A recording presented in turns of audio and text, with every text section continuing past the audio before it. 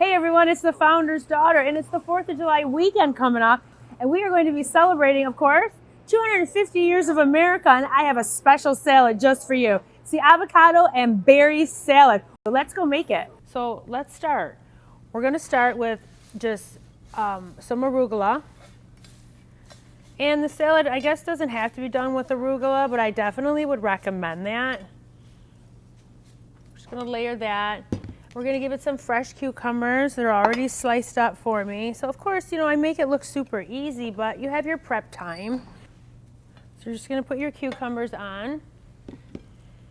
Then we're going to give it all of our fresh berries. And you just pre-wash them. People have been, a couple people messaged me and asked me, how do I clean my berries?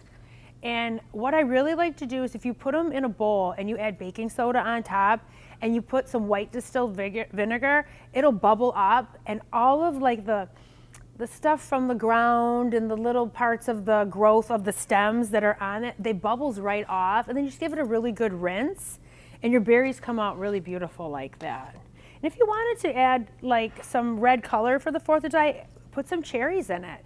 Put some fresh raspberries in it. I'm not going to use all of this. It's kind of a lot. We're going to do that. And of course, if you would like, you can use crushed pistachios. That gives it another, different layer of a crunch. Or the pine nuts, and you can toast them. These are not toasted, but we just sprinkled the nice pine nuts on the top. Gives it that good crunch that it needs, I think. It's so fresh, too. Then we just add our avocado. And I have this little amazing tool that I love. And well, for this, I just like to crack it like that.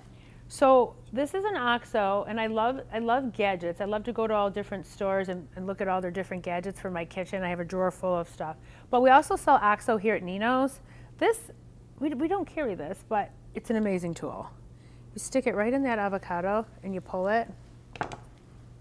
And it gives you these beautiful slices to put right on top of your salad. If you don't like avocado, please don't feel like you need to use it. It's just part of the recipe that I like to put on it. Look how beautiful that looks. Fresh, summery. Again, these are simple ingredients, fresh flavors, which makes it effortlessly Italian, right? Clean up that little mess there. And we're just going to top it now with our fresh mint. Because this mint is just such a great summer flavor, I feel, and it grows wild in the garden, and gives great taste to that. Sprinkle that right on top. Look how gorgeous that is. You're not buying this salad anywhere. You're gonna have to make it, because it's simply gorgeous. Then we're gonna put on it, we're gonna give it some fresh, we're gonna put some fresh lime all over it.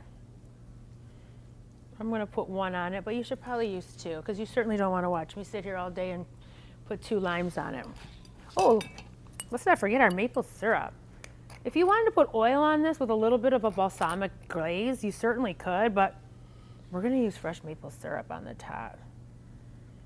It's going to just give it that sweetness that it needs, because we have a lot of earthy fruits and not vegetables. We have a lot of earthy flavors in it as far as like arugula and avocado. This is going to give it that little bit of sweetness that I think the salad needs. And we're going to, of course, finish it with some salt, some great cracked pepper. Cracked pepper, I just think, has a bolder flavor in it than just like a regular pepper. And we want it to taste a little bold. There we go. Look how beautiful that looks. And we're going to finish it with the ricotta salata. If you don't want to put cheese on it, you certainly don't have to. Just gives it that beautiful gourmet finished look to it, I think. Look at that. Look how beautiful that is.